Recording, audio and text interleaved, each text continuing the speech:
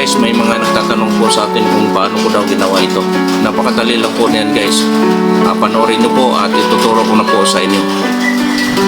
Una, gumawa po kayo ng dalawang video. Katulad nito, dahon, pwede pong picture at pwede rin pong video. At gumawa rin po kayo ng ganito na maglakad lang po kayo. O, ganyan lang po guys, ano? Napakasimple lang po ang inyong gagawin. At pagkatapos niyan, pumunta lang po kayo sa CapCut. Pindutin ang new project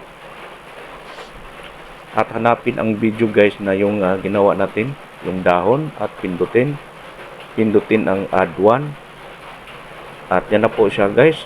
At ang gagawin natin, hanapin ang aspect ratio, pindutin ang aspect ratio, piliin ang 9:16, pindutin ang check sa ibaba. At pagkatapos nyan guys, hanapin natin kung saan yung gitna ang dahon. At yan, tama na po yan guys. Ang gagawin natin, pindutin lang po natin yung video para mag-highlights or kulay puti at hanapin ang phrase sa dulo. At pindutin natin ang phrase. At yung sobra guys sa dulo, pindutin lang po natin para mag-highlights. Dahil puputulin po natin yan dahil sobra na po yan. At pindutin ang delete sa ibaba. At yung sobrang din sa unahan guys, i-touch lang din natin yan para mag-highlights at i-delete din po natin yan. Huwag nyo rin kalimutan guys na i-delete po ang watermarks ng CapCut. Pindutin lang po natin yung ending na yan at pindutin ang delete sa ibaba. At pagkatapos nyan guys, i-touch lang po natin ang video at idiinan po natin yung kulay puti sa dulo at hatakin pa kanan para humaba ang video.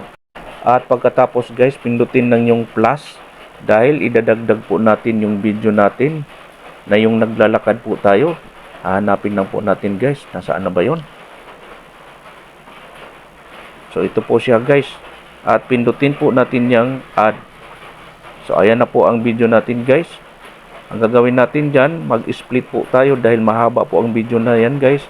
Puputulan po natin yan. So hanggang dyan siguro guys, pwede na. Pindutin lang po ang video, pindutin ang split, at yung unahang bahagi ng video guys, i-touch lang po natin yan at pindutin ang delete sa ibaba. Pagkatapos nyan guys, i-touch lang ulit natin ang video para mag-highlights at hanapin natin ang overlay sa ibaba. Pindutin natin ang overlay at ayan na guys, ang video natin na naglakad ay nandyan na po sa ibaba. At ang gagawin natin guys, kailangan naka-highlights lang po siya palagi. Hanapin natin ang mask sa dulo.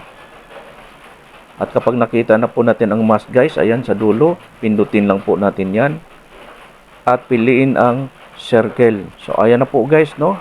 Andyan na po yung ating circle. Ang gagawin lang po natin yan, i-touch natin sa gitna at kailangan i-gitna natin yung circle natin guys. Ayan, ganyan, i-drag nyo lang pataas. At pagkatapos, lagyan po natin ng diamond yang sa unahan ng ating pangalawang video. So ayan po guys, no, makita po ninyo na may pula po sa ating pangalawang video. Ibig sabihin yan guys ay nalagyan na po natin ng diamond. Pagkatapos, gamitan natin ng dalawang daliri ang bilog na yan at paliitin hanggang sa hindi na po ito makikita. At pagkatapos nyan guys, yung unang video sa itaas, itutulak lang po natin pakaliwa ng dahan-dahan. Tingnan nyo lang mabuti ang video guys para po masundan po ninyo. So pagdating po natin dyan sa gitna guys, maglalagay din po tayo ng diamond. Pindutin lang po ang diamond sa itaas. At pagkatapos, gamitan nyo po ng dalawang daliri at dahan-dahan nyo pong ibuka ang bilog yan kung hanggang saan gusto nyo. So ayan guys, pwede na yan. At pagkatapos, pindutin po ang check at titingnan natin guys kung ano ba ang resulta. So ayan na guys, no? Dahan-dahan pong bumubuka ang bulaklak o ang bilog na yan.